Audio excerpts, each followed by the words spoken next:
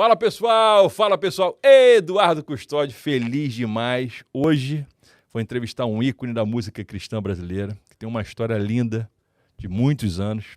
As pessoas acham só que ele foi prefeito, que ele foi senador, ministro da pesca. Não, ele foi muito mais do que isso. E ele é um homem de família, de respeito e com uma história linda no Brasil. Quero apresentar a vocês nada mais, nada menos do que o meu querido Marcelo Crivella. Muito obrigado, Eduardo. Seu carinho me comove. Deus te abençoe por me dar a oportunidade de estar aqui com você. Bispão, tem história, hein? O senhor tem muita história. Casado com uma pessoa maravilhosa, que é a dona Silvia. Verdade. Pai de 3 filhos. É um menino e 2 meninas? Um menino e 2 meninas. Um menino que é o Marcelinho, que é o meu amigo de muitos anos. Marcelinho é uma figuraça, saca tudo de tecnologia, ama viajar ao mundo, trazer coisas novas para o Brasil. Pessoa maravilhosa. E eu quero começar esse programa relembrando um pouco da sua história. Muito obrigado.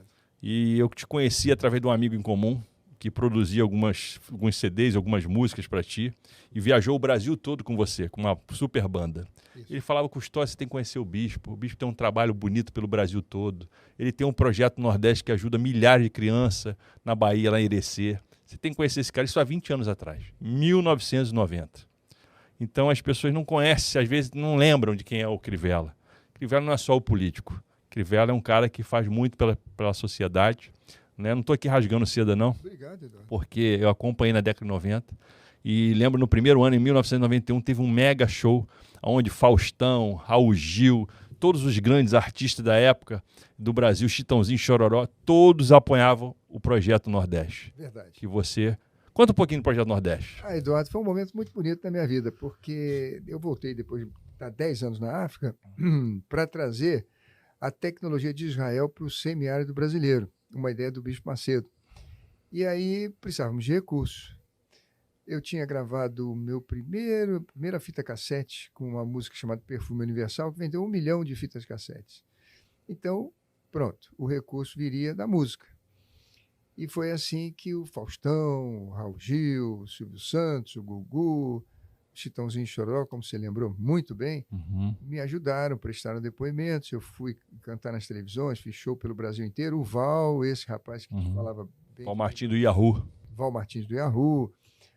Rodamos aí cantando para todo lado e conseguimos levantar os recursos para fazer aquela fazenda Nova Canaã. Trouxemos o pessoal do Instituto Rupim, lá de Israel.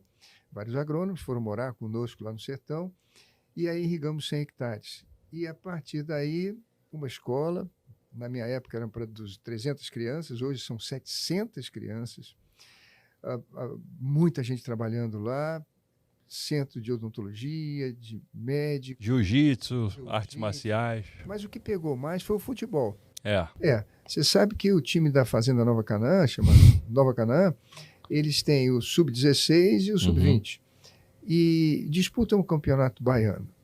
Sempre em primeiro lugar. O Sub-16 já até ganhou. E tem um menino chamado Cleiton, que saiu de lá para jogar no Flamengo. Hoje ele joga num dos maiores times do mundo. Flamengo. Zagueiro. E pronto, foi um daqueles meninos que frequentaram a escola, que vinham de casas que não tinham água para tomar banho, tomavam banho só na escola, com uma dificuldade enorme para sobreviver, a realidade do sertão do Brasil, mas que hoje, pronto, ajuda a sua família e muitas outras pessoas com um salário muito bom que ganha no Flamengo. Foram dezenas de CDs gravados, né? Videoclipes, né? Tem muita história. E eu quero lembrar um pouquinho dessa história. Filipinho, bota aí na tela aí, vamos recordar um pouquinho da história do nosso querido Bispo Marcelo Crivella. Eu quero aproveitar... Esse aí tem quase 30 anos. A gente conhece a Universal no Rede de Deus pela Globo, antigamente. E a gente via falar muito mal. E eu, como a pessoa que acompanhava a Globo há 20 anos atrás, que hoje, graças a Deus, eu não acompanho, não perco o meu tempo, eu vejo a Record, é uma TV familiar, vejo o SBT, do nosso querido Silvio Santos, e... não vejo a Globo, porque não é um jornalismo verdadeiro, beleza? Eu sou publicitário, sou jornalista, não estou aqui para rasgar seda com ninguém, mas tem que ser verdadeiro. A gente, como cristão, a gente tem que sempre ser verdadeiro. Né? Então eu via falar muito mal do Edir Macedo, aquela coisa de contar dinheiro. Eu quero dizer para vocês que estão em casa que Edir Macedo um dia foi menino. Era jovem, cheio de gás, queria crescer o mundo todo, abrir igreja e tal. Só tem que hoje ele não é mais menino. E hoje eu sei quem é Edir Macedo. Por quê? Na pandemia, eu recebi mais de milhares de pedidos de ajuda. Bati em várias portas, porque eu tenho um projeto social desde a década de 90, onde eu arrecado toneladas de alimentos no estado do Rio de Janeiro, no Brasil, juntamente com vários cantores que me ajudaram, Kleber Lucas, Azaf Borba, Bené Gomes, Ademar, Alda Célia, todos que trabalham comigo. A gente sempre fez um evento por ano para arrecadar alimentos. Só que na pandemia sumiu todo mundo. E eu liguei para um bispo da Universal, falei, eu vou ligar para um bispo da Universal que ele tem tanto carinho comigo. Bispo Eduardo Bravo, ó, um beijo pro senhor, um coração maior que o mundo. Ele conversou com o Edir Macedo em meu nome, falando sobre o meu projeto, sobre a minha ideia. O Edir falou o seguinte, Bispo Edir, ó, um beijo pro senhor também. Falou, tudo que o custódio precisar, ajude ele. O que aconteceu com isso? A gente ajudou centenas de famílias que estavam passando fome na pandemia. Eu ligava para o bispo e falava, bispo, tem uma família no interior da Paraíba que está passando fome. Ele falou, me dá o endereço. Ele mandava, no mesmo dia, se possível, se tivesse luz ainda de dia, um carro com 2 pastores, um carro cheio de comida para matar a fome daquele povo. E não foi só uma ligação, não. Eu fiz centenas de ligações para ele. Todas as pessoas que eu pedi, a Unisocial ajudou. Então, meu beijo ao bispo Edir Macedo, que é um pai, é um avô, né? Foi menino lá atrás, há 20 e poucos anos, 30 anos atrás. Hoje não. Pessoa, né? Vivência, prática de vida, né? E a Globo quis destruir a imagem dele. Mas eu quero agradecer a Deus pela vida da Igreja Universal, pela sua vida, bispão. Obrigado. Por todo o projeto, ajuda. Acho que eu fico até emocionado de falar de tantas crianças. Eu vou te falar, esse cara aqui, engenheiro, inovador, ele fez um projeto que precisou ter 500 quilômetros de cano, né, para poder levar água até lá, em Irecê, na Bahia. 500 quilômetros, meu irmão, não é para qualquer um, não. Tem que ter muito amor. O cara fazer um projeto social que tem que ter 500 quilômetros para chegar água, irmão, não é para qualquer um. E esse camarada aqui, ó, Bispo Marcelo Crivella, fez esse projeto. Fala um pouquinho o mensageiro da solidariedade. Esse é o projeto que começou a Fazenda Nova Canaã, que hoje já passaram lá centenas, milhares de crianças, e que é um exemplo, né? Essa irrigação, essa tubulação toda que o senhor falou, 500 quilômetros. Foi importada de Israel, porque ela é uma tubulação que resiste àquele calor, resiste a pisão de boi, mordida de cabrito, e ela tem os gotejadores.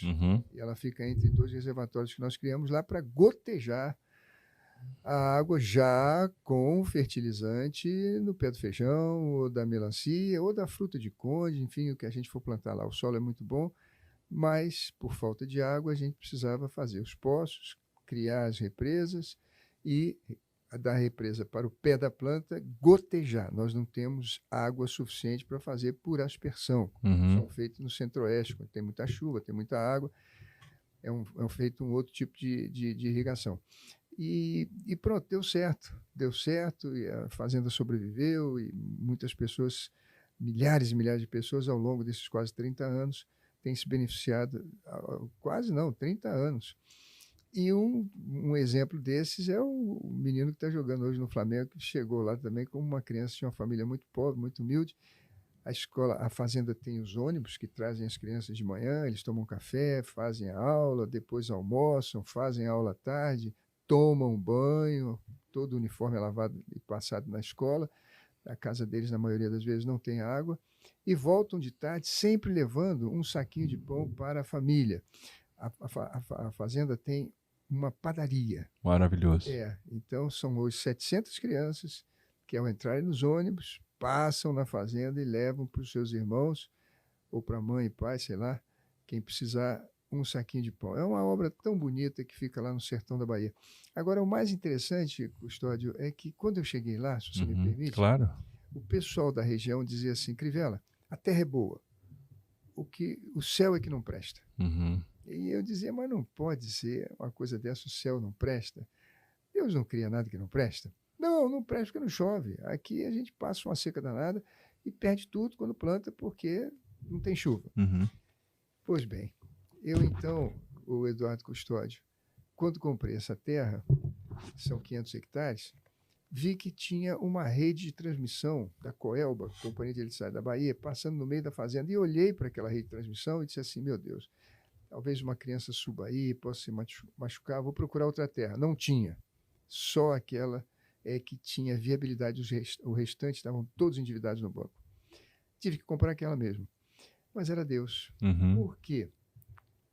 Porque depois nós fomos fazer os testes para verificar a viabilidade de geração de energia por sol e também por vento. Uhum. E verificamos que a 100 metros de altura, ali em cima da fazenda, passa um vento capaz de produzir 2 mega-hora. E também a insolação ali naquela área é a melhor insolação da Bahia, na região de Irecê. De tal maneira que nós estamos agora, depois de ter feito a medição durante vários anos de vento, estamos agora preparando uma usina para gerar energia. E aí, as 8.000 igrejas Universal do Reino de Deus vão poder receber energia de um projeto que eles ajudam e agora serão ajudados. Muito legal. Que coisa impressionante, né? Fomos lá para ajudar as crianças pobres e agora as crianças pobres é que vão nos ajudar, porque, afinal de contas, a geração de energia por vento e por sol solar vai talvez abastecer todas essas 8.000 igrejas espalhadas pelo Brasil. Muito legal, parabéns. Vamos passar, Felipinho, tem mais aí? Quero pegar o coração do Bispão hoje. Passa a próxima imagem. Aí, ó. Pois esse é o portão de entrada. Ali é a igreja, você está vendo ali. Bonito demais, né? É, a igreja, essa fazenda aí é muito bonita. Eu vivi aí muito tempo e tenho muitas saudades. O senhor morou lá? Morei 2 Bastante anos. tempo, né? É. Muito legal. Parabéns, tá, por esse projeto Muito aí que está lá. São 23 anos de pé. Exatamente. Acho que mais um pouquinho, né? Ele é de 90, 2000, 2020. É 30. 30 já? É. Rapaz. Pois é. Vamos que vamos. Passa a próxima aí.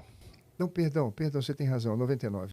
É 22 anos. 20 vai completar 23 anos esse ano. Olha que isso. E o que é isso aí? Conta pra mim. Ah, essas aves são bonitas, né? Virou um ícone lá da fazenda, né? Se não me engano, é uma garoba. Muito lindo. Tá lá. Bonita, é. Eu tirei de lá, essa foto lá. Muito Parabéns, bonita. né? Você vê que depois que eu saí de lá, já asfaltaram as ruas. Essa iluminação toda foi do meu tempo, mas a rua na época era de chão, terra. Passa aí, Felipinho. Hoje está asfaltada. E agora, nada mais, nada menos do que essa razão do seu viver. É minha esposa, meus filhos, meu neto. Essa aí é a dona Silvia, querida demais, Silvia Crivella. O filhão dele, Marcelinho, ali no meio, gente boa, sempre simpático, as meninas, os netos. Conheci minha esposa quando tinha 15 anos. Tu não é bobo não, tu foi na certeira, hein? Ó, esse aí orou muito, irmão. Olha só a varoa dele. Linda, né? Muito Dona bonito. Silvia é um espetáculo de pessoa. Os meninos bonitos, as meninas bonitas, família linda. Muito obrigado. Passa aí, meu irmão, Muito passa obrigado, aí. Dona. Aí a galera aí, ó. É a galera aí. Agora já tem meu filho com a esposa dele, a Maressa. Parabéns. Essa foto de 35 anos, eu acho que ele estava fazendo 35 anos de casado. Muito legal. Ou talvez, perdão, for. Pode ser meus 35 anos de casado, ou pode ser os 35 anos do meu O filho. Marcelinho, né? É. Vamos lá, mais uma aí. Vamos ver o que tem mais de bonito aí pra gente lembrar. Aí, ó. Ah, são as crianças. Essa é quando a gente começou, lá em 99, né? As crianças amavam a igreja, amavam a fazenda e amavam também minha esposa, que era muito carinhosa. Nessa época eram 300 crianças, hoje são 700 crianças. E você que está em casa querendo ajudar esse projeto, é muito fácil. Você vai entrar lá, você vai colocar Fazenda Canaã, e você vai ver um embleminha lá Universal lá, né?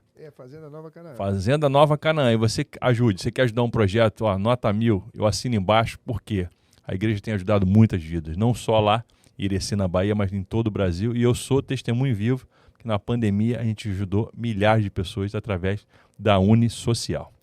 Passa aí, tem mais algum? Foi esse aí, fechou? Muito bom. Olha ele aí. Ó, chegamos na hora aí. Por quê? Muita gente tem me ligado, Bispão, querendo vir aqui falar de política, né?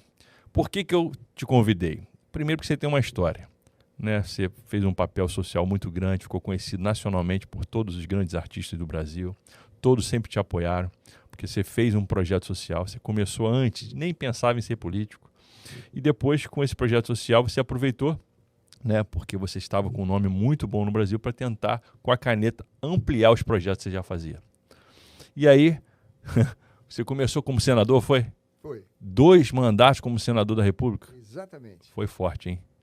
Conta um pouquinho desse período aí. Olha, no Senado Federal, a gente tem uma experiência fantástica, porque são 81 representantes dos estados, 3 por cada estado, e ali é uma casa revisora. De tal maneira que, nas pressões, no dilúvio de ódios e paixões da sociedade brasileira, nas disputas, a votação que se faz lá na Câmara dos Deputados, são 513, é uma votação sob intensa pressão. Depois a matéria vai para o Senado, onde encontram pessoas que já foram governador, outros são senadores a outros mandatos, tem até presidente da República, como Collor, tinha o presidente Sarney também, pessoas que, pela experiência e, vamos dizer assim, pela idade, acabam acalmando as coisas. Uhum. O Senado é mais uma casa revisora no sentido de que as leis no Brasil possam refletir não só a pressão, a angústia do momento, mas também o equilíbrio, a questão da justiça, os princípios da liberdade, enfim.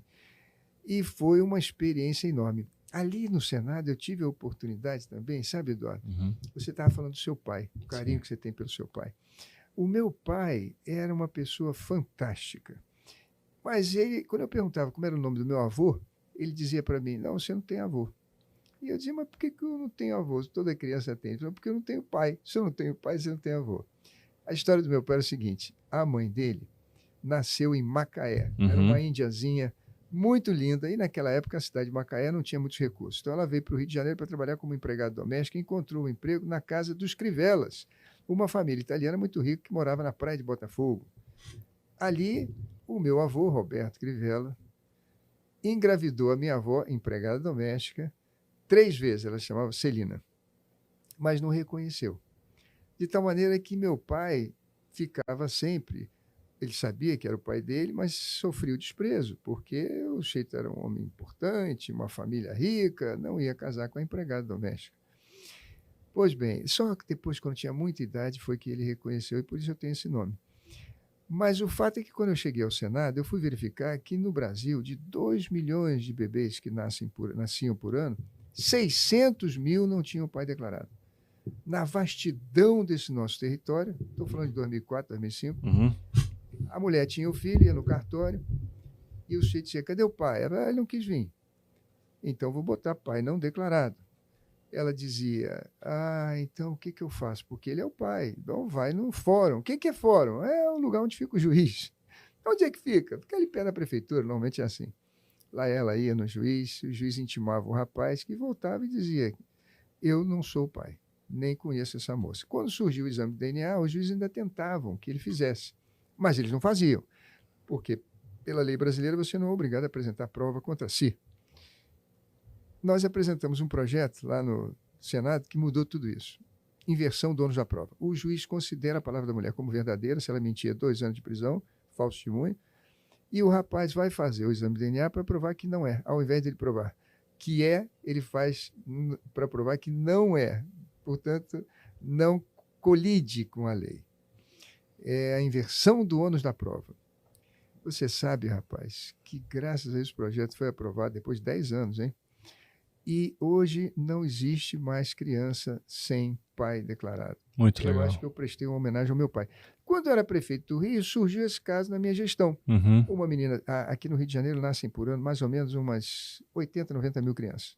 60 mil, quase isso, nascem nas creches, nas maternidades da prefeitura. O restante são nas maternidades particulares. Então, aconteceu isso. A moça foi registrar o neném, o cartório perdeu a presença do pai, o pai não quis ir, o juiz intimou, e então agora, pela nova lei, o juiz disse, se você for registrar no seu nome, se você não é o pai, faz o exame de DNA. Ele falou, eu vou fazer. Fez e provou que não era o pai. O juiz chama a mãe e diz, olha, você mentiu, você é falso testemunho. Ela diz para o juiz o seguinte, seu juiz, eu não sou maluca. Se ele não é o pai, esse filho não é meu. E aí quem foi intimado fui eu como prefeito. E verificamos que realmente no dia que nasceu aquele bebê na maternidade, houve uma troca. O neném dela, nós encontramos pelos testes de DNA com uma outra mãe que parecia com ela e já tinha batizado o neném, já tinha dado nome no neném com enxoval, mas havia uma troca e realmente o rapaz era o pai do neném. Rapaz. Que coisa incrível. Eu agradeci a Deus porque pela lei que nós apresentamos no Senado, conseguiram resolver. A prefeitura teve que pagar uma multa de 40 mil reais para cada mãe e depois assinamos um documento de sigilo na justiça para que isso não vazasse. Eu estou falando porque já fazem anos, mas estou dando um exemplo para você do Senado, da importância que é o Congresso Nacional, de um senador, de um deputado, para que a gente possa ajudar as pessoas. Também no meu mandato, eu tive a oportunidade de aprovar a lei que deu início ao Minha Casa Minha Vida, hoje Casa Verde e Amarela. Veja, Se não fosse essa lei, nós não teríamos 7 milhões de brasileiros que compraram uma casa no programa Minha Casa Minha Vida, na época da Dilma e do Lula, e hoje Minha Casa Verde e Amarela. Então, é muito importante que as pessoas levem a sério em quem votar, porque pode ser alguma coisa que vá atingir a vida de milhões. Eu sei que o senhor não tem nada contra quem já passou nos governos. Eu sei que o senhor, além de ser um pastorzão, né, uma pessoa que é cristã, família cristã, né, ligada à igreja, uma igreja muito grande no mundo, se não for a maior do mundo. E eu sei que você não tem inimigos, né, e você nunca fala mal de ninguém, graças a Deus, porque você tem um vínculo com todo mundo, você é uma pessoa bem relacionada. Mas eu quero fazer algumas perguntas que o povo quer saber. Pois não, Eduardo? Primeira pergunta é minha. Sim. Por que o senhor quer ser candidato e é candidato? E por que o senhor quer se tornar deputado federal? Porque até hoje eu não entendi. Você estava bem como senador lá em Brasília, fazendo vários projetos maravilhosos, escrevendo seus livros, que são aí uma direção para muita gente, né? Produzindo seus CDs. Para que o senhor foi querer se meter a ser prefeito do Rio de Janeiro? Queria entender, você estava tão bem como senador, eu não te tirava de lá. Se o bispo me ligasse e falasse, meu filho, o que você acha do nosso Crivella? Sai ou não sai? Não sai, não. Deixei lá para até a volta de Jesus. Então eu quero entender, por que o senhor saiu do Senado se o senhor estava indo tão bem? Pois é, você sabe, nós que temos a vocação de servir, somos chamados nos momentos das crises. Eu vivi um momento de crise na Prefeitura do Rio de Janeiro. Era um momento em que o Estado, na época, o Pezão e depois o Dornelles, eles decretaram a falência oficial do Estado, falência econômica do Estado. Eu tinha que pagar 10 bilhões da conta das Olimpíadas. Tivemos chuvas que não tínhamos há 100 anos. E, no final, a pior pandemia da história do Brasil. Você entrou no meio da confusão. E eu agradeço muito a Deus, porque eu nasci para isso. Eu fui missionário na África, depois eu fui para o sertão, e tive a oportunidade de servir meus irmãos na época da pandemia. Aliás, digo ao senhor, meu querido irmão Eduardo Custódio, 1 ano antes de surgir a pandemia, Eu vi. Deus havia tocado no meu coração que eu deveria comprar equipamentos médicos, e na época em que surgiu a pandemia, os primeiros casos foram aparecendo, e muitas mortes no mundo inteiro, eu era talvez o único prefeito do mundo que tinha 800 respiradores. Eu vi aqui, tinham 800 já comprados 1 ano antes da pandemia explodir. E estavam sendo entregues. Muita gente dizia para mim que eles não iam entregar, os fabricantes não iriam entregar, porque eu comprei a $2.000 e agora valiam 50 mil. Salvou muitas vidas, né? Pois é. Então é isso, sabe? A gente passa momentos difíceis, a gente sofre, eu fui preso por um processo que depois fui completamente inocentado. No momento da minha prisão, a minha mãe, eu sou filho único, a minha mãe faleceu com 85 anos, lá em Copacabana. Foi um choque para mim ter que enterrar minha mãe escoltado, perder minha mãe. Aliás, foi 2 momentos difíceis. Eu sou filho único. Meu pai, quando morreu, eu estava na África, missionário lá nos cantões da África. Não pude sequer vir aqui enterrar o meu pai. E quando a minha mãe morreu, eu estava preso. Mas é a vida do missionário. Se você for ver a vida de Paulo, por exemplo, ele disse, eu trago as marcas de Cristo. Qual eram? Era um avião privado? Era uma cobertura num ar? Não. Fui apedrejado, passei fome no deserto, fui preso, fui açoitado, enfim, naufrágio, passei 3 dias na voragem do mar. É assim, quem quer servir a Deus passa por esses momentos difíceis, mas eu garanto a você, as portas do inferno não prevalecerão e os frutos, na eternidade, as pessoas vão ver que são sempre muito bons. E essa questão judicial acabou, né? Zero, não tinha nada absolutamente. Não conseguiram provar nada, né? Olha, o meu processo não foi para arquivo. Aquele conjunto de informações que durante 2 anos me desgastou muito. Por quê? Porque quando você fazia pesquisa, as pessoas diziam assim, o Crivella não é um bom administrador, mas roubar não rouba. Então, sempre, vamos dizer assim, a qualidade que as pessoas viam em mim era roubar não rouba. Aí surge essa denúncia maluca do QG da propina. Sim. E aí é investigação, busca e apreensão na minha casa dos secretários, quebram sigilo, fazem 1000 investigações. E naquele período, a notícia que saía na imprensa é de que havia o tal QG, de que havia roubo, de que havia isso. Então as pessoas se decepcionaram. Puxa, sempre votei no Crivella, agora estou vendo que ele é igual aos outros, não muda nada, isso é tudo igual e tal. Pois bem. É uma jogada isso, foi uma jogada para te jogar num lugar que não era seu, né? Veja, eu tirei os recursos da publicidade no momento da crise, eu não podia botar os 150 milhões que tinha na prefeitura para a Globo. Isso. Hoje o atual prefeito voltou com 250 milhões. Eu não tinha 70 milhões para dar para o carnaval, senão pessoas iam morrer na fila do hospital. Eu também não podia aceitar o pedágio. O antigo prefeito... A linha amarela do Transolímpico. Aquilo é um escândalo. Você obrigou demais por isso. É um escândalo aquilo, é uma indecência, uma imoralidade. Acho que é o único lugar no mundo que as pessoas fazem fila para ser roubado. Então, peraí, vamos começar aqui, que o povo quer saber, tá? Eu, como um humilde publicitário jornalista, quero pegar aqui as perguntas que o povo mandou para mim, familiares e amigos. Então, vamos lá. Por que você perdeu a eleição? Primeira pergunta. É essa. Quer dizer, a grande virtude que eu tinha, qualidade, o patrimônio era a honestidade. Sim. A partir do momento que eles inventaram que havia um QG da propina na prefeitura, as pessoas achavam que eu era um político como os outros. Isso desgastou durante 2 anos. Depois de eu perder a eleição, eu sou preso. E aí, no mesmo dia, por um recurso no Superior Tribunal de Justiça, sou solto. Sim. Mas esse conjunto de informações, quando vai para o Ministério Público Eleitoral, eles analisam tudo e dizem que não há justa causa. Eles não oferecem denúncia. Por não haver denúncia, não vira processo. Entendi. Então, não foi um processo que foi para arquivo, depois de ouvir testemunhas, etc. Não, foi um conjunto de informações que não virou... Vai tirar você da corrida, né? Que não virou denúncia e que, portanto, foi dado baixa. A minha grande tragédia é a minha mãe. A minha mãe não merecia isso.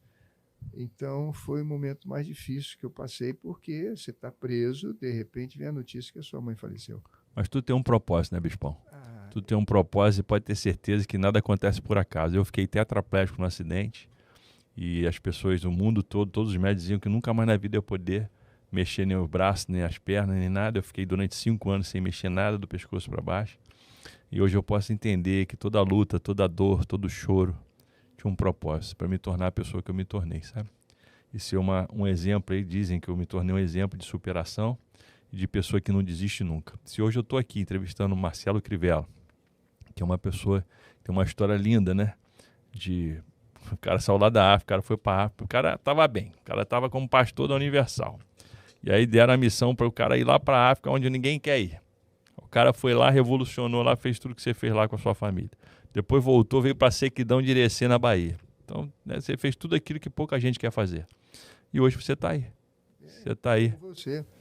Incrível, né, rapaz? Eu sonho o dia que a gente possa, talvez, reparar uma medula seccionada, que é uma coisa que há milhões de pessoas que pesquisam no mundo, mas Deus fez um milagre na sua vida. Eu estive lá no centro da paralisia em Miami, eu faço tratamento lá, e lá eles dizem o seguinte: Custódio, a gente não sabe explicar como você anda porque tem um fecho de luz na sua medula que é tipo uma ponte. O que é isso? Eu falei, rapaz, isso aí é o doutor Emanuel, o médico dos médicos. Ele, como assim, doutor Emanuel? Porque a chefe lá, uma pessoa maravilhosa, a doutora Mônica Pérez, que cuidou do Christopher Reeve, do Emerson Fittipaldi, de grandes nomes. O Christopher Reeve não teve... Ele fez lá esse tratamento. O que eles fazem lá? Eles quebram o pescoço do ratinho, botam célula-tronco e dão eletroestimulação na cabeça. Eu fui fazer isso tudo lá. E eu agradeci a Deus, pedi para sair porque eu estava sentindo muita dor. O pessoal falou, Custódio, o que você está fazendo aqui? Porque você eu estou aqui há 5 anos tomando eletroestimulação e não ganhei nenhum movimento. E você já chegou aqui com movimento. Eu falei para Deus um dia antes, Senhor, se tu quiser me mandar uma mensagem, usa alguém. Por que eu fui lá? Eu fui buscar uma melhora. Só que tem que ir lá, ainda é um estudo, centro de estudos. Né? E eu fui para lá para fazer uma coisa, estimular a fé nas pessoas. Hoje, dentro do Centro da Paralisia em Miami, lá no Jackson Memorial, lá da universidade, tem uma sala que estuda a fé. Olha que coisa incrível. Que estuda a cura pela fé. Incrível, né? Aí o pessoal fica vendo, né? Eu era menino, eu ficava vendo o pessoal na Universal que chegava de cadeira de roda andando, o Benny Hinn também, orando pelas pessoas sendo curadas, né? Então assim, eu ficava na dúvida, será que isso é possível? Deus, se você existe mesmo, eu quero levantar da cadeira de roda. Eu quero que o Senhor me use na comunicação. E eu fui fazer publicidade, Bispão, com um palito na boca, só mexendo os olhos, sem mexer nem braço nem perna. E saí com o meu canudo debaixo do braço. Incrível. Então eu agradeço muito a Deus de eu poder estar aqui hoje com você, com o pastor Bené, que eu entrevistei outro dia, com o Pedro Manso essa semana, com o doutor Gevaé, que é o maior advogado de direito de família do Brasil. Então Deus me deu o dom das conexões. E eu sei que você está aqui porque você conhece meu caráter, você sabe que eu sou, e eu também sei do seu caráter, da sua família. né? E eu gosto de entrevistar pessoas assim. E vou continuar aqui perguntando algumas coisas que o povo quer saber. Eu falei um pouco de mim, que serve como testemunho. Estou na frente de um homem de muita fé. Né? E tem algumas perguntas aqui que eu quero seguir a sequência aqui, para o senhor me tirando as dúvidas, porque aqui é um podcast para a gente poder levar informação. Né? Mas eu quero, antes de começar a voltar aqui, eu quero fazer mais uma pergunta do Custódio. Sim. Porque, bota lá a imagem do homem lá que vai ser deputado, candidato a deputado, futuro deputado federal, porque tem gente que gosta demais. Só a igreja, todo mundo gosta do Crivella lá, eu tenho certeza que ele já está lá, se Deus quiser, está trabalhando, mas eu tenho certeza que o povo da Universal, das igrejas cristãs, vão dar mais esse voto de confiança, porque o Crivella, quando está lá no Senado, quando ele está lá como ministro, ele faz a diferença. Isso porque eu acompanho, né, desde o início. E para que você quer ser candidato a deputado federal? Para que você quer se tornar um deputado federal? Olha, eu tenho a impressão que depois de ter passado como prefeito nas lutas que vivi, posso levar para a Câmara dos Deputados muita experiência. Posso te citar uma? Pode, várias. Por exemplo, aqui no Rio de Janeiro, nós colocamos centro de imagem, que é um raio-x digital e uma tomografia nas comunidades. 17 comunidades eu coloquei um centro de imagem, não custa muito. É uma coisa simples. Na beira da Rocinha tinha lá, né? Tem na beira da Rocinha, no Alemão, no Rio das Pedras, enfim, um monte de lugares.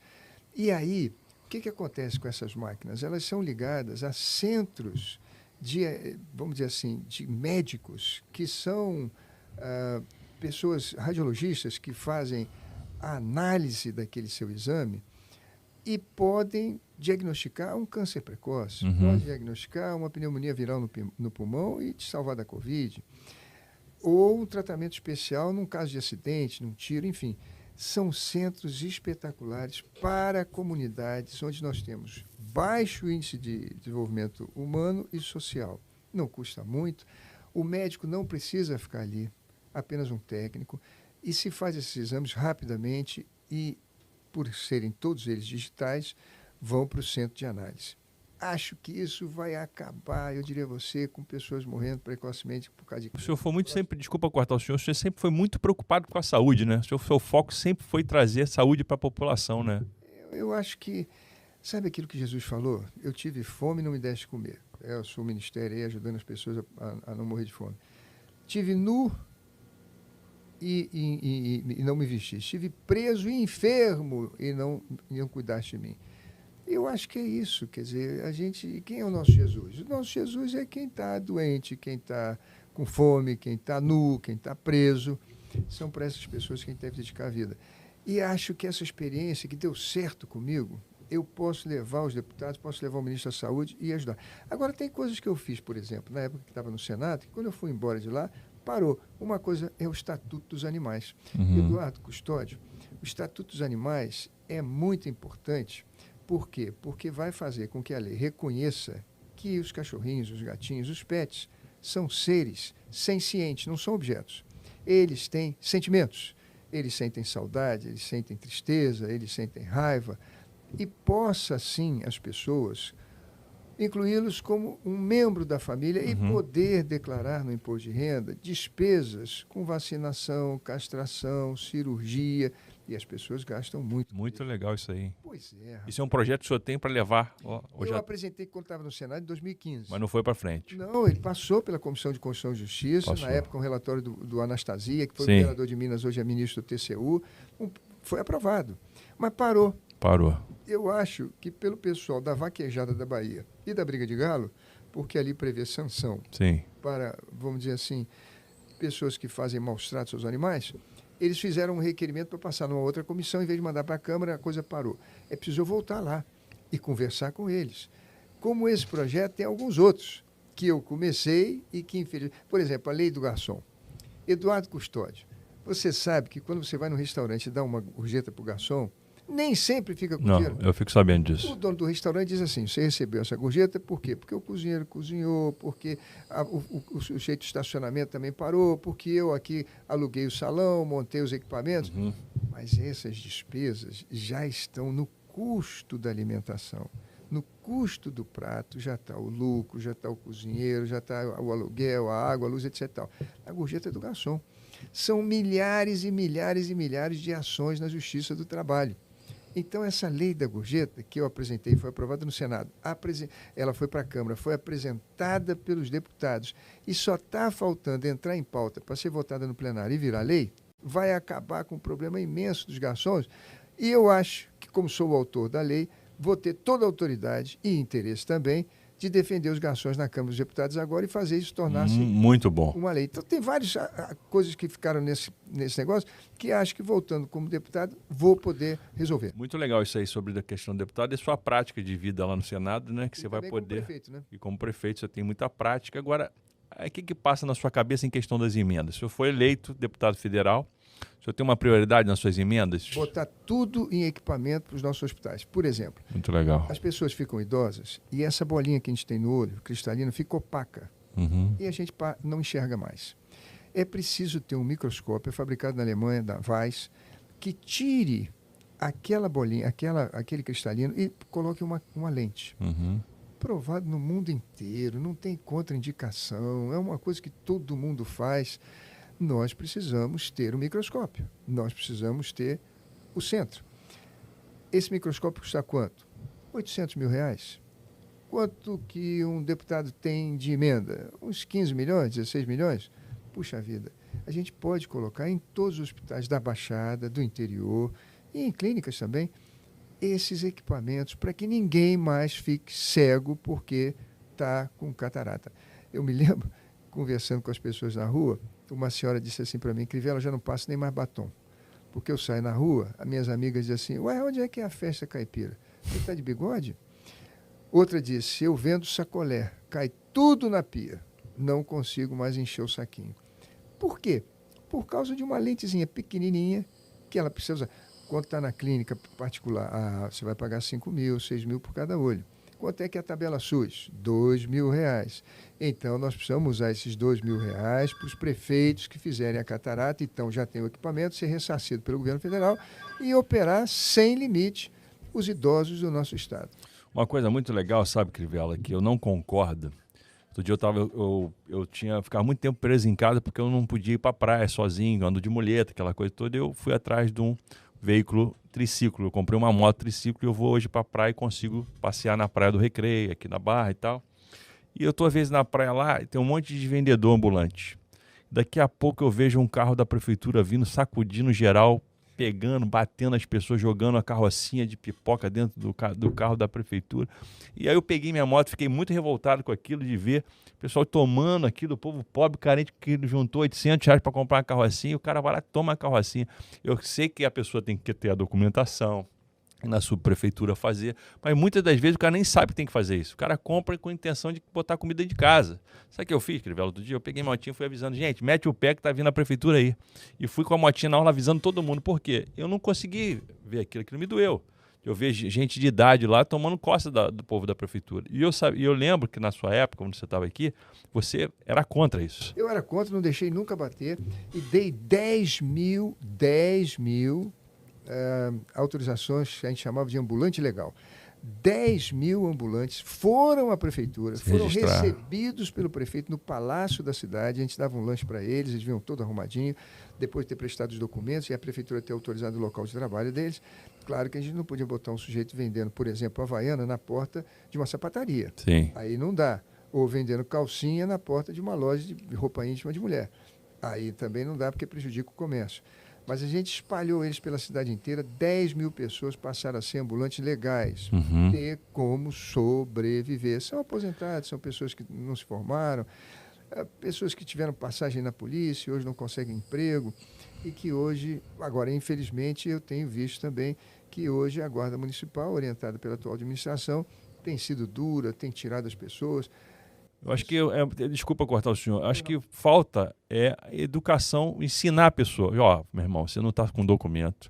A próxima vez que eu te pegar sem a documentação, você vai ser apreendido. Não chegar e tomar. Eu acho que tem que ser ensinado a pessoa. Então você que está aí, que é ambulante, que quer trabalhar na época do Crivella, o pessoal fala para mim, Custódio, tem muita saudade do Crivella, porque o Crivella não batia na gente, a administração do Crivella ensinava a gente, dava direção para a gente. Então você... né, que está em casa, procure uma subprefeitura, procure o local onde você tem que fazer a sua inscrição lá para você poder registrar sua carrocinha, a sua venda, que você quer vender o seu produto. Não pegue, compre e saia vendendo, porque a prefeitura vai tomar o que você tem e você vai ficar sem seu dinheiro, sem sua carrocinha, sem sua barraquinha do açaí. Então, as pessoas sentem muita falta dessa época sua, porque você dava direção, né, e não tomava, fala, não, você tem que se registrar, você tem que procurar tal órgão. Então, acho que falta isso em qualquer governo, dar direção para o povo não conhece, não tem conhecimento. Então, acho que a primeira vez, antes de atuar e tomar a coisa da pessoa, dá uma chance para a pessoa. Perfeito. Eu acho que pode ser por aí, né, Crivella? Tem que ser assim. Crivella, vamos lá, perguntas aqui, porque o povo quer saber. Por que o senhor não veio candidato a governador, o negócio tá estranho aí, né? Tá difícil o negócio, né? E eu não sei com quem o senhor vai apoiar, o senhor pode falar quem o senhor vai apoiar, né? Mas, assim, as pessoas achavam que o senhor viria candidato a governador. Estava muito bem na pesquisa. A pesquisa me colocava empatado com o Cláudio e um pouquinho só na frente do Freixo. Uhum. Tinha muita esperança de ser governador. Também a pesquisa era favorável para Senado. Uhum. Mas o meu partido, que eu fundei, o Republicanos, na época com Zé Alencar Gomes da Silva, lembra dele? Sim. Da República, mineiro. Uhum. Nós dois fundamos o Republicano, Partido 10. E aí o partido me pediu que eu fosse deputado federal para, sendo uma pessoa mais conhecida no Estado, poder ajudar outros colegas a também entrarem na bancada. Você sabe que a eleição ela é proporcional. Então, se um candidato tem mais votos, faz mais cadeiras. E foi assim que eu, então, vamos dizer assim, atendendo o partido, fiquei triste, no fundo. Uhum. Garanto a você que eu estava triste, eu gostaria muito de ter lutado para ser governador, sobretudo nessa época em que tem muita violência e muita fome. Seria, para mim, uma grande bênção. Mas o partido assim decidiu e eu, então, vim para deputado federal. Mas eu tenho certeza que Deus vai te colocar lá e você vai fazer a diferença, homem de Deus. Eu creio que o senhor vai ser um deputado que vai olhar pelo Rio de Janeiro e vai ajudar nas emendas aí para a saúde. Saúde e segurança, para mim, é a prioridade máxima do Estado do Rio de Janeiro. Saúde e segurança. Eu estou errado? Não, o senhor está certíssimo. Acho que É muito triste você ver uma pessoa morrer com câncer, quando o câncer dela podia ter sido, ela podia ter sido detectada quando ela era no exame de tomografia. Sim. Uma próstata, por exemplo. O sujeito pega ali no exame de tomografia e ela faz o tratamento, se for necessário, faz a cirurgia. Agora, se esse câncer foge da próstata e vai para o intestino, pronto. Aí nós temos um problema enorme, porque o intestino é extremamente vascularizado, a chance de se espalhar pelos ossos, por todo o corpo, e depois ser uma coisa difícil. Eu quero te dar uma dica de amigo, irmão, Sim. né? Dona Silvia não pode ficar de fora. Por quê? Que eu acompanhei Dona Silvia no período que ela era primeira-dama e ela ajudou várias ONGs. Impressionante como o povo que estava passando fome, Dona Silvia dava um jeito de levar comida para aquele povo. Então você já pega a parte da verba que você vai ter, como do seu salário, já dá pelo menos a metade para Dona Silvia, para ela continuar aquele trabalho que eu acompanhei. É uma mulher que tem muito amor ao próximo, impressionante, sabe? Eu participei de algumas latas de leite ninho, de alimento. Todo mês ela tinha centenas de ONGs que ela ajudava, né? E as socialites, amigas do Rio de Janeiro, que ela muito sim, a Dona Silvia se dá com a pessoa mais carente, com uma pessoa mais, né? E a Dona Silvia é igual Robin Hood, sabe, o meu querido Luiz, que está aqui, assessor 5 estrelas. Ela tirava do rico para dar para os pobres. Ela é Robin Hood da atualidade, Dona Silvia. Então, por favor, tá? Deixe seu salário com a Dona Silvia, tá? Então, vamos fazer o seguinte, você pede a Dona Silvia para deixar o meu salário comigo. Tá certo. Porque é assim que acontece. Então tá bom. Aqui, ó, mais perguntas para o senhor. Isso aqui é uma confusão, meu querido Crivella. Como você vê a questão do BRT? O negócio está sinistro. O que você fala disso aí? O problema do BRT, todo mundo sabe que é a calha. A calha do BRT foi mal feita. As empresas que construíram a calha tinham que fazer uma calha de 24 centímetros de concreto com FCK 300 kg por centímetro quadrado de resistência. Uhum. Não fizeram. Eu quebrei 10 pontos na Transcarioca, na Transoeste, e mostrei que tinha lugares que só tinha 9 centímetros de espessura. Portanto, as calhas quebraram. Como elas ficaram todas irregulares, e o ônibus, ele é um ônibus articulado, à medida que ele vai sambando, ele vai fazendo esse movimento aqui de gangorra, um contra o outro, eles quebram. Aquele ônibus custa quase 2 milhões de reais. Para ele se pagar com as passagens que as pessoas pagam ali, precisa trabalhar 7, 8 anos, ele não dura 4, não dura 5.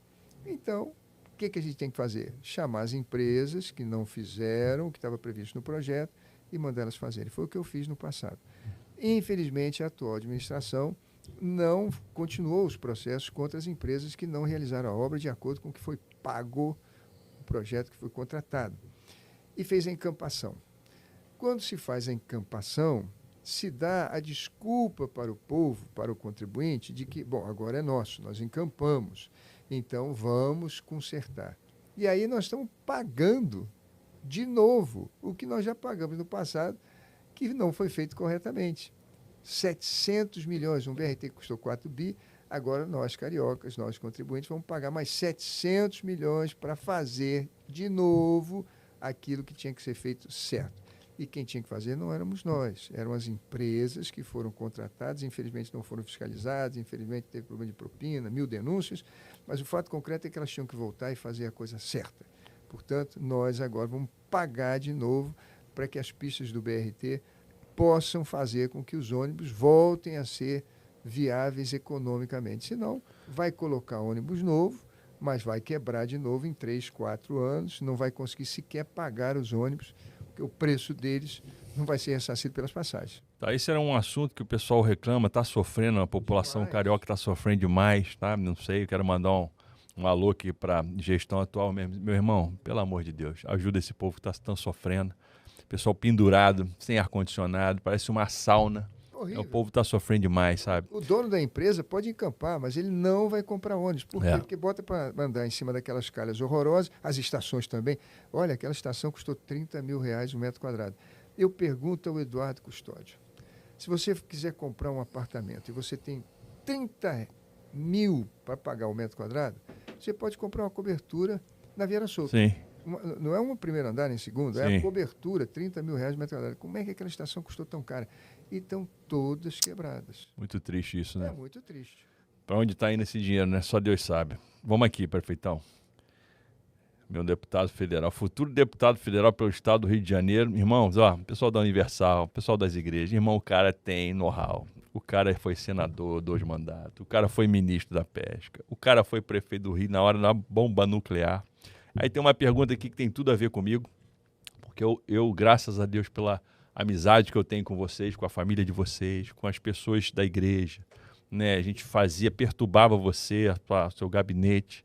Impressionante como vocês salvaram milhares de vidas com o hospital de campanha no Rio Centro. Meu irmão, com todo respeito, meu bispão, o que aconteceu com esse hospital? No 6º dia da atual administração, eles fecharam o hospital de campanha. Eu acho que foi a maior tristeza para todos nós cariocas. O hospital de campanha eram 500 leitos, 400 de enfermaria e 100 leitos de UTI. Cada um desses 100 leitos tinha um monitor 0 km, tinha camas com 4 motores 0 km, tinha também respirador e carrinho de anestesia. Nós tínhamos 3 centros cirúrgicos e um centro de hemodiálise, um centro de ressonância magnética.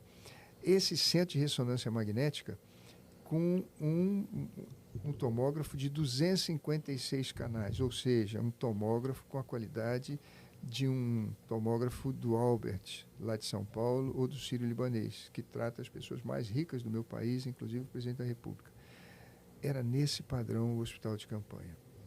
Infelizmente, a atual administração não deu o menor valor a isso, e por razões políticas, por vaidade política, por briga de ego, né? Briga de ego, por uma economia que não tem nenhum sentido, fecharam. Veja, no meu ano, 2020, nós não tínhamos conhecimento do Covid. Digo médicos, nós fizemos enfermeiros, nós fizemos um comitê científico, chamamos professores de universidade, chamamos membros da Academia Nacional de Medicina, nossos diretores de hospitais, muito experientes, e ali fazíamos reuniões que às vezes duravam 7 horas de como enfrentar a pandemia. A curva de aprendizado, quando entra a nova administração em 2021, ela é muito alta. As pessoas já sabem como lidar com a doença. Além disso, nós não tínhamos vacina. Em 2021, tinha vacina. Mas ainda assim, com a curva de aprendizagem lá no alto e com vacina, em 2021 morreram 74 mil pessoas, e em 2020 morreram 71 mil pessoas no Rio de Janeiro, contando todas as doenças, inclusive Covid. Mas o que eu quero dizer para vocês é que o hospital de campanha fez falta. Ele podia também ser usado para diminuir a fila do sistema de regulação, Sim. com outras cirurgias à medida que a pandemia diminuísse. A fila do SUSREG diminuiu na atual gestão, mas diminuiu porque ele pegou todas as pessoas que já estavam mais de 6 meses na fila e tirou, considerando que elas tenham conseguido um tratamento na iniciativa privada, alguém ajudou ou morreram. Uhum. Mas diminuir a fila do SUSREG assim é um absurdo, é um crime. Crivella, desculpa cortar o senhor. Eu quero primeiro agradecer a Deus pela sua vida e também te agradecer porque algumas dezenas de pessoas foram salvas lá no hospital. Milhares. Não, mas pessoas que eu conheço. Ah, sim. Eu tô falando, né? Então, assim, eu quero te agradecer porque muitas pessoas que eu conheço estão vivas hoje porque estiveram no hospital de campanha. Então, assim, foi uma coisa muito de Deus mesmo, uma coisa sobrenatural. Você ter comprado um ano antes 800 respiradores.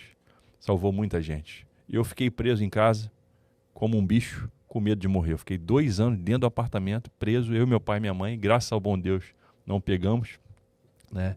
E conseguimos tomar a vacina e hoje estamos aqui vivos. Graças a Deus. Mas muitas das pessoas chegavam ali, como eu posso dizer, como fosse um saco na cabeça, Exato. sem respiração, e foram salvas pelo hospital de campanha.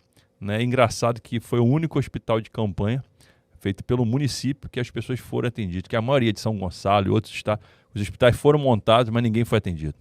Foram hospitais, como eu vou dizer, piratas, né? Porque não existia, né? Era só de política. O hospital de São Gonçalo ficou fechado um tempão e não funcionou. Vários hospitais de campanha no Brasil foram montados que até hoje não aconteceu, não sei o que aconteceu.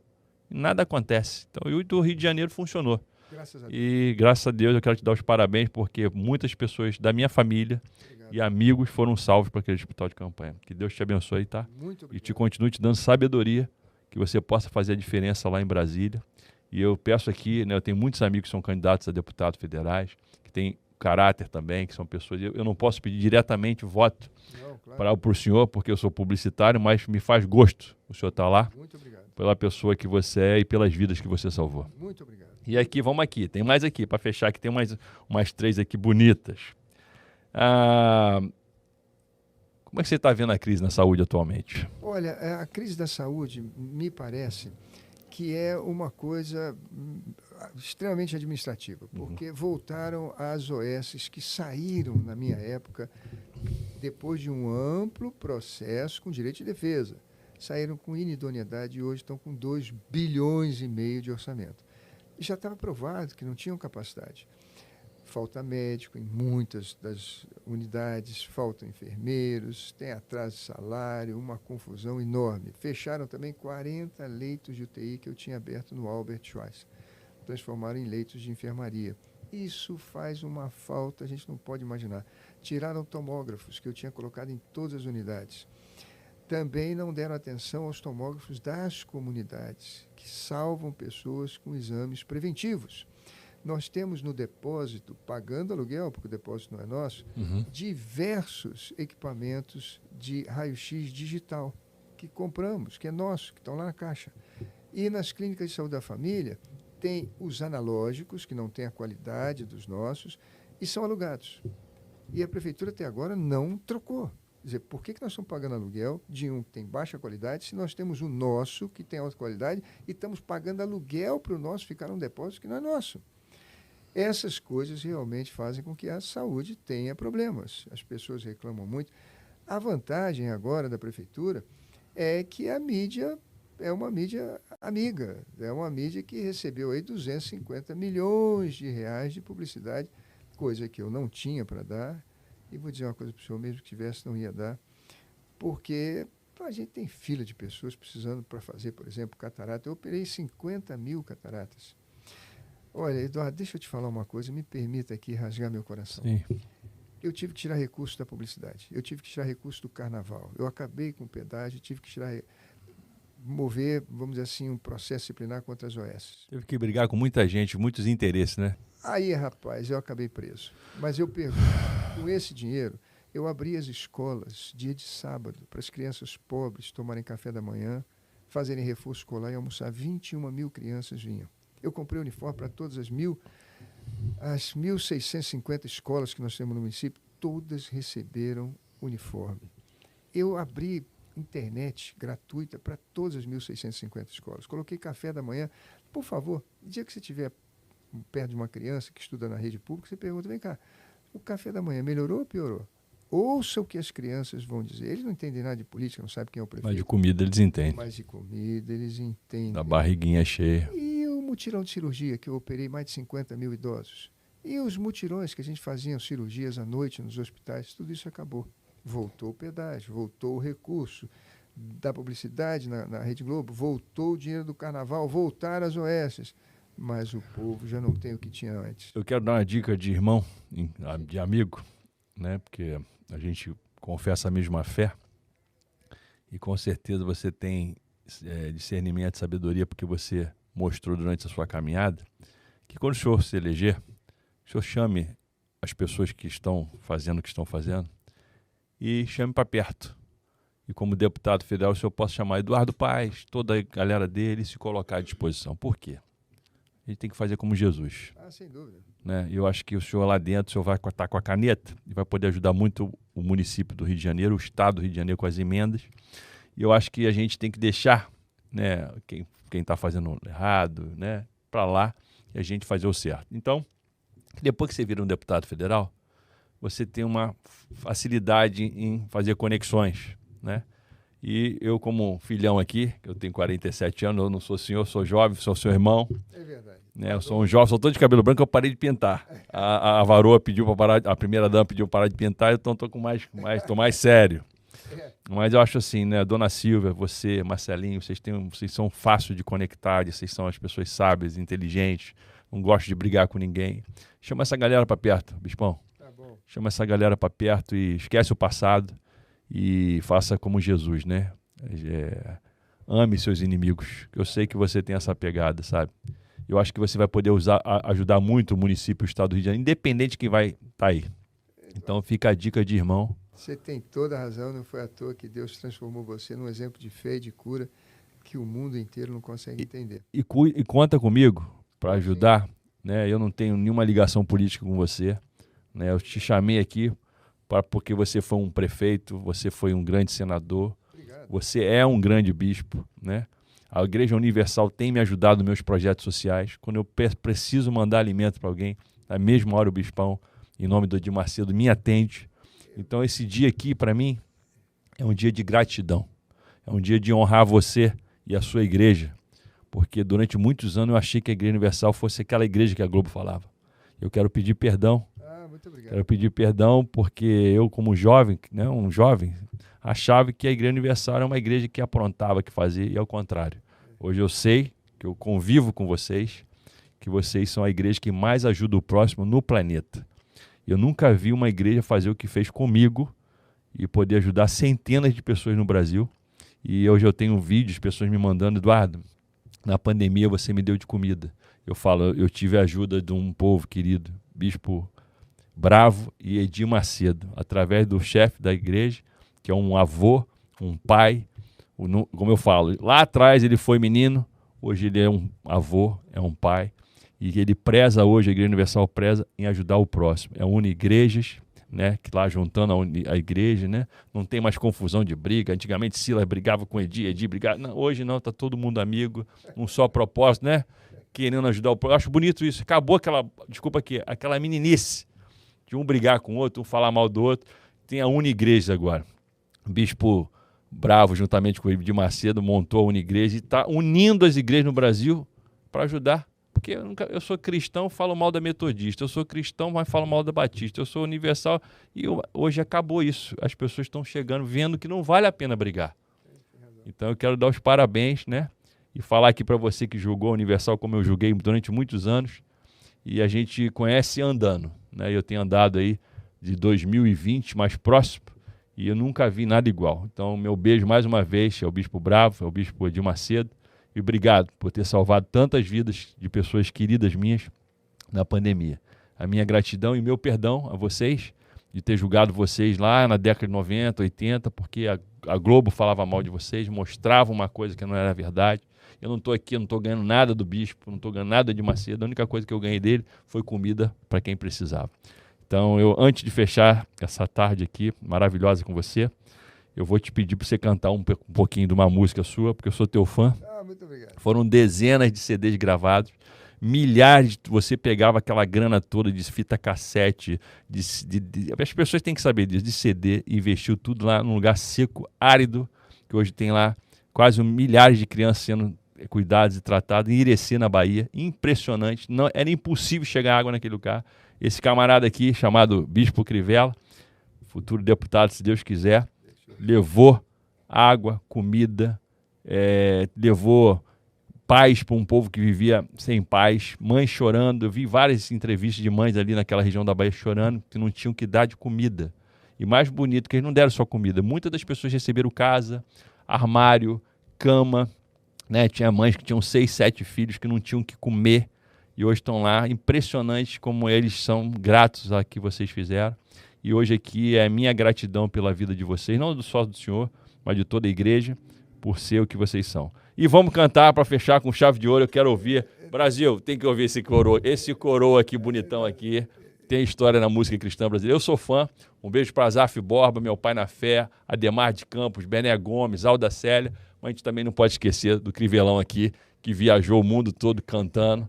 Músicas lindíssimas. Eu queria que você cantasse um pedacinho, Bispão, da sua principal música, assim, aquela que marcou um tempo, assim, que ficou bem firme, assim. Você lembra de uma assim? Olha, do tempo que eu passei na África, aliás, você me lembrou aqui do Bravô. O Bravô foi meu colega na África e naquela ocasião ele abriu a igreja no Madagascar, a ilha de Madagascar. Tem hoje 60 mil membros a ilha. Muito legal. E eu me lembro que eu ia lá visitá-lo e tal, era uma obra maravilhosa. Então, se você permitir, eu cantar uma música da época da África que dizia assim: pelas estradas a caminhar, um povo simples segue a cantar. A dor de ontem não vai vencer. Quem vive aqui sabe esquecer. Aí vem o coro. África, oi, África, África, oi, África. E vai por aí. O Bispão, uma salva de palmas aí do estúdio. Uma salva de palmas aí, Bispão. Bispão, obrigado por estar aqui nesse programa. Eu que agradeço. Podcast do amigo Eduardo Custódio. Minha gratidão pela sua pessoa. Custódio, eu que fico admirado com a obra que Deus fez na sua vida. Deus te abençoe de maneira maravilhosa, que você sempre seja para nós todos um exemplo de ânimo, de alento, de força, de fé, de coisas incríveis que Deus faz na vida da gente. Minha gratidão. Eduardo Custódio para todo o Brasil e mundo. Bispo Marcelo Crivella, um homem querido, apaixonado por Jesus. Obrigado por tudo, Bispão. E até a próxima com mais um podcast Eduardo Custódio.